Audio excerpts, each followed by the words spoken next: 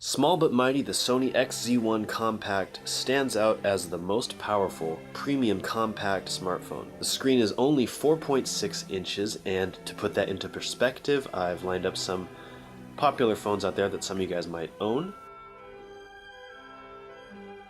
So at first glance, this phone might not exactly look like a high-end phone, but it is. You have a Snapdragon 835 on here. It comes with Oreo, aka Android 8.0.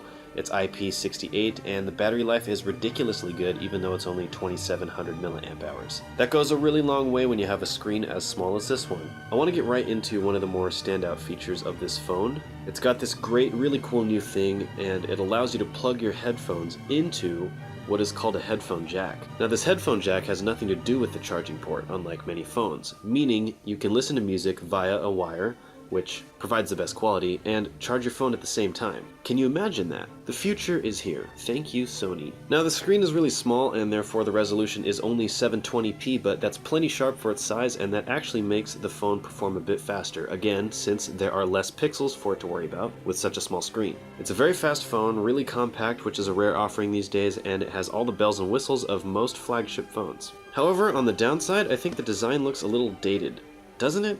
And you know what? It feels a little bit dated.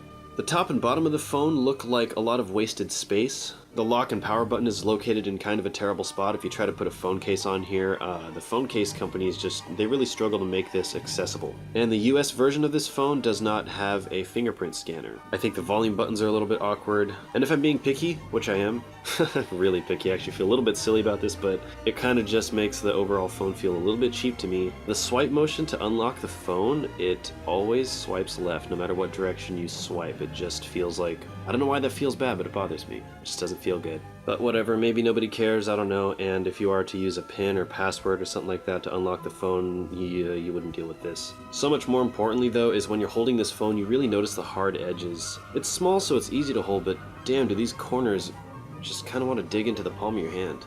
I just don't think that's a good or comfortable design choice right there. And what the hell is going on here? I'm going to show you guys the SIM card and SD card tray. Got this big old flap here on the side, and pull that open, that's all good, and this lifts out with only, yeah, that's the SD card tray, with only the SD card tray. And when I first got this phone, I thought that the SIM card tray was broken, like it's supposed to be attached to this. Look at how floppy this is.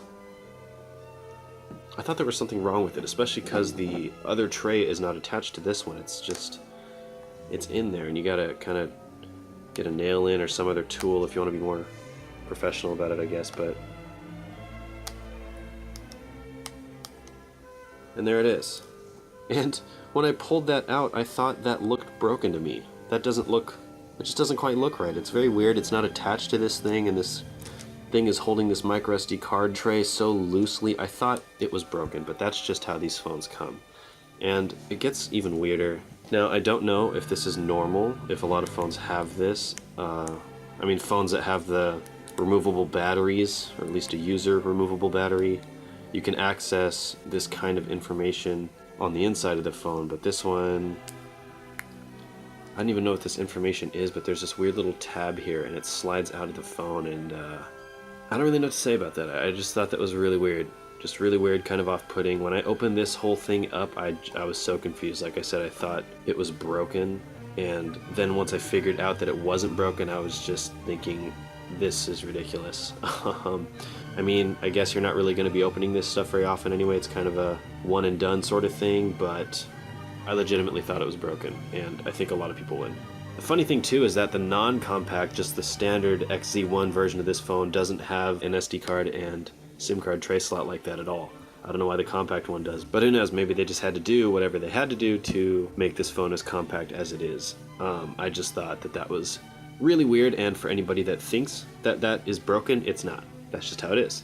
Would I recommend this phone? Yes, but only if the fact that this phone is extremely compact and the battery life is ridiculously good would be among your top priorities. Otherwise, I would probably just recommend the other big names out there. Sony's been making phones and a lot of electronics for quite a while, and in other fronts of the tech industry, they're definitely at the top of their game, but I think they're a little bit behind and awkward in certain aspects when it comes to smartphones. Like I said, this design is a little bit funny, a little bit old looking, and a little bit uncomfortable to hold. And the top and bottom of this phone, to me, I can't really get over it. It just feels like wasted space. But I do get the impression that Sony is going to step up their smartphone game, and who knows, I think they have all the capability to be up there among the likes of Samsung and iPhone and the other big names up there, but this phone just isn't quite an example of a phone that would attract most people. But I think it is important to offer a very compact phone because I think people want that, and these days that is pretty unique.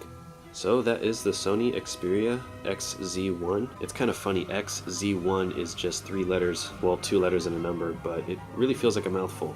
Sony Xperia XZ1. I feel like they might benefit from working on their names a little bit, but who am I to say? I'm just a humble YouTube reviewer sharing my opinions and experiences on this phone. So yeah, there it is. This is the world's most premium compact smartphone by Sony. Thanks for watching, and I will catch you guys another time.